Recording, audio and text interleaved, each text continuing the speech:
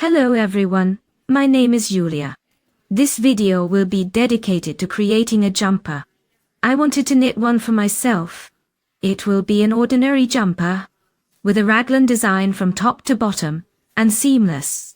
I will knit it using plain stockinette stitch. I decided to film bits of my process. That is to show you step by step how the jumper is made. How everything is going for me. Let's start knitting our jumper. Now I will show you the yarn I prepared. Here is the yarn. 5 skeins, 35% mohair, 65% acrylic.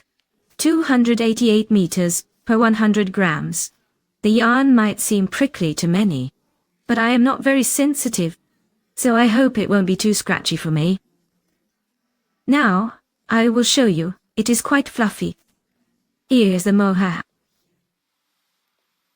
I really like the color transition from blue to pink. I think it will look very interesting. I will also show you the container. I put everything I need for knitting in here. Here I have all my hooks. Here is the handle. Large pins in general, various pins. Markers, a row counter. It is convenient that you can put larger items inside from the bottom. A measuring tape, scissors, needles. In general, I took all the essentials and placed them in one cool container. I like it. So, I also took a notebook.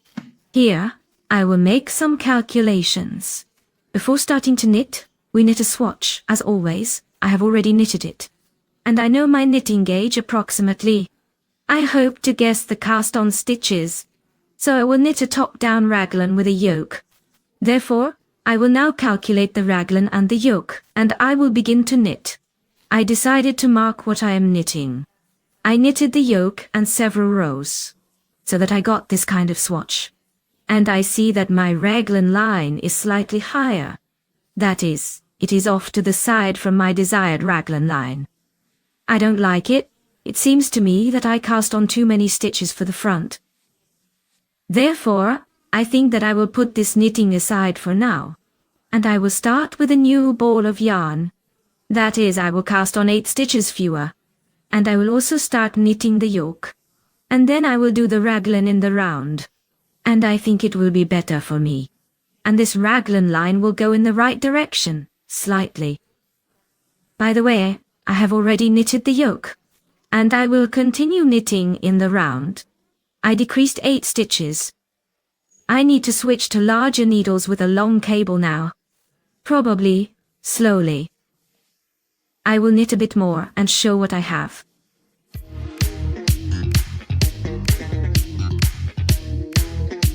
So, friends, I am showing you my process. I have already re-knitted the yoke. I like this option more. So I have already joined the front and the back. And I made the undercuts here. I added 4 stitches under the arms. And I transferred the sleeve stitches to a spare thread. So now I just need to knit the body down. In the round, in stocking stitch. I will knit the sleeves a bit later.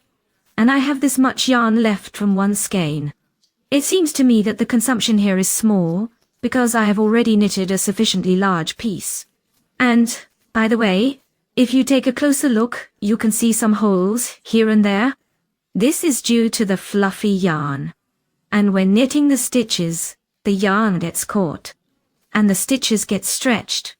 I think, after washing, it will all look better. So that's it. I am continuing to knit straight around. And I will tell and show you everything.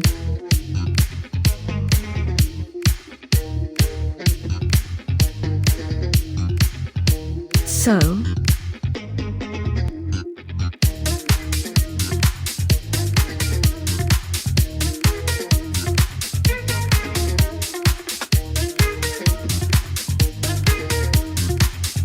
yes, I was knitting, by the way. I knitted the body in the round in stocking stitch. And right now I need to switch to smaller needles and knit the ribbing. Well, I finished the body. This is how it turned out for me. I finished with a 2x2 ribbing and closed it with a needle. Well, I washed and dried my sleeveless top. This is how it all looks on me. A bit longer is good. The width is basically fine too. So, I won't redo anything now. I will start knitting the sleeves. And then I'll be finishing the neckline. Once again, hello, everyone. At first I started knitting a sleeve, but then I remembered that first I need to do the neckline. Because it will slightly pull the sweater, and the sleeve length can be shorter. In the end, that is why I start with the neckline. Here I made false binding and switched to elastic, 2 by 2. To be honest, I am not very satisfied with the cut, because I wanted it to be a little bit larger. Here are the indentations. Now, I will finish knitting this sleeve first, and then this one. Then, I will show you everything. It is night now, and I am sitting, tucking in the ends. I finished the sweater. Here it is, the inner side of one sleeve. Here I have already tucked in a bunch of ends, a bunch of threads, and I am left with the second sleeve. To do that, look at how much there is. It's just awful. So, friends, you can congratulate me finally. I finished this sweater. Oh, well, I really struggled, you could say. Here I am, particularly with this color transition. I tried to make sure that there were similar stripes here, just like there are here. Since the yarn is sectionally dyed, when I knitted the sleeve, there would have been wide stripes like this. Since the fabric here is smaller than the body, I decided to make approximately the same stripes. I had to cut the thread and match the color. By the way, I didn't throw away these threads on purpose. To show you how many scraps I have left from the sleeves. In short, I struggled, and what I can say, I do not recommend knitting with such yarn, precisely this sectionally dyed one. But it was very inconvenient for me. For me, it would probably be more convenient to take different colors and simply knit in stripes. You can also, by the way, take a thin thread and gradually introduce a thread of another color. Well, that is, knit a gradient. By the way, the sweater used little yarn. It weighs approximately 260 grams for an adult model. I think that is very little. I want to show you how many leftovers I have. Here are the balls of yarn. This is because I was choosing a color for the sleeves and cut the thread. In general, I was looking for the right color, the right shade, and this is how many small balls I have left. I used almost the entire third skein for this. And well, I can say I spoiled them. Naturally, I don't know where I could use them. I will probably just throw them away. Now I will show you what is happening with the inside of the sleeves. Here, look at how many ends are tucked in. Finally, I have done all this, and I can now wash and wear this sweater. Now, I will try it on and show you how it looks on me.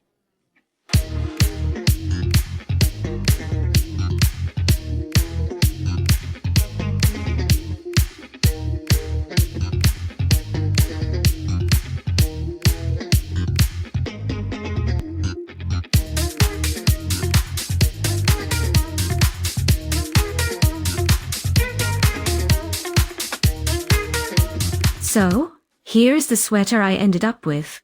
You got to see the entire process from start to finish. What can I say about this sweater? About the yarn? I did not like the yarn. First of all, it is prickly. But I believe I can wear this sweater as a top layer, yes. But many, I think, will not like it tactily. By the way, the binding, it fluffs up a lot, and I had fluff everywhere. I was shedding wool everywhere. In general, I did not like it, as the yarn shed too much. What else? Well, the sectioning was not to my liking, as I said. since I needed to match the color specifically for the sleeves. Here is a bunch of yarn, and then I had to use warm yarn. The sweater turned out to be quite warm. What else can I say? I actually wanted to knit it a bit wider. That is, so it would be a bit oversized. And the sleeves a bit wider, and so that they would be quite wide. Pretty wide here. And gathered it with a ribbing. I wanted to make the neckline a bit deeper. But something went wrong. The body turned out to fit well, so I later decided to knit the sleeves fitted as well. That means if you want to, you can cast on more stitches and knit wider for a regular jumper. Then you wouldn't decrease the sleeves gradually like I did, but make them a bit wider and gather them with a ribbing. It's possible that I will knit such a jumper again. This is how it turned out. I certainly won't unravel it. By the way, this yarn doesn't unravel easily. So friends, thank you for watching this video. I hope you found it interesting. Subscribe to the channel.